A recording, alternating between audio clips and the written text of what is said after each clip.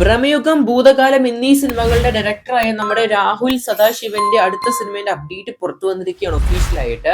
ഒരു കിടിലൻ title look അല്ലെങ്കിൽ ഒരു മോഷൻ പോസ്റ്റർ പുറത്തിറങ്ങിയിരിക്കുകയാണ് നിലവില്. ഡൈസറ എന്നാണ് അദ്ദേഹത്തിന്റെ പുതിയ സിനിമയ്ക്ക് പേര് നൽകിയിരിക്കുന്നത്. നമ്മുടെ പ്രണവ് മോഹൻലാലാണ് ഈ സിനിമയിൽ കേന്ദ്ര കഥാപാത്രമായിട്ട് അഭിനയിച്ചിരിക്കുന്നത്. സിനിമയുടെ ഷൂട്ടിംഗ് ഒക്കെ ഒരുപാട് ദിവസങ്ങൾക്ക് മുമ്പ് കംപ്ലീറ്റ് ആയതാണ്. എന്തായാലും സിനിമ ടൈറ്റിൽ വന്നിരിക്കുകയാണ് നിലവില്.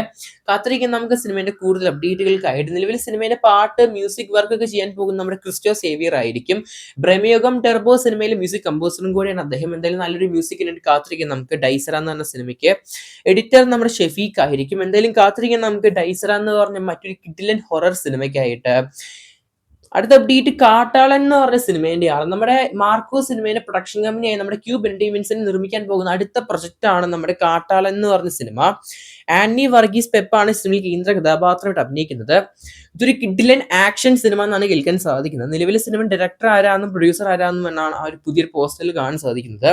പോൾ ജോർജ് ആണ് സിനിമയുടെ സംവിധായകൻ. അതുപോലെ തന്നെ പ്രൊഡ്യൂസ് ചെയ്യുന്ന നമ്മുടെ ഷെരീഫ് മുഹമ്മദിന്റെ നമ്മുടെ ക്യൂബ് എന്റർടൈൻമെന്റ്സ് ആയിരിക്കും സിനിമ നിർമ്മിക്കാൻ പോകുന്നത്.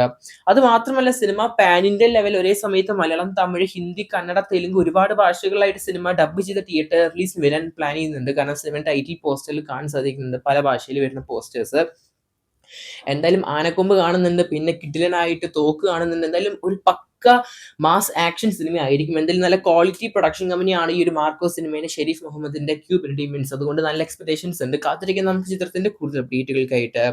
നിങ്ങൾ ഇതിൽ ഏത് സിനിമയാണ് ഏറ്റവും കൂടുതൽ കാത്തിരിക്കുന്നത് കൺബോക്സ് ചെയ്യപ്പെടുത്തുക. കാത്തിരിക്കാൻ നമുക്ക് കൂടുതൽ സിനിമ വാർത്തകൾക്കിടയിൽ. പക്ഷേ എല്ലാവരും കാണുമ്പോൾ സബ്സ്ക്രൈബ് ചെയ്യുക സ്റ്റോക്ക് സ്റ്റുഡിയോസ് യൂട്യൂബ് ചാനൽ.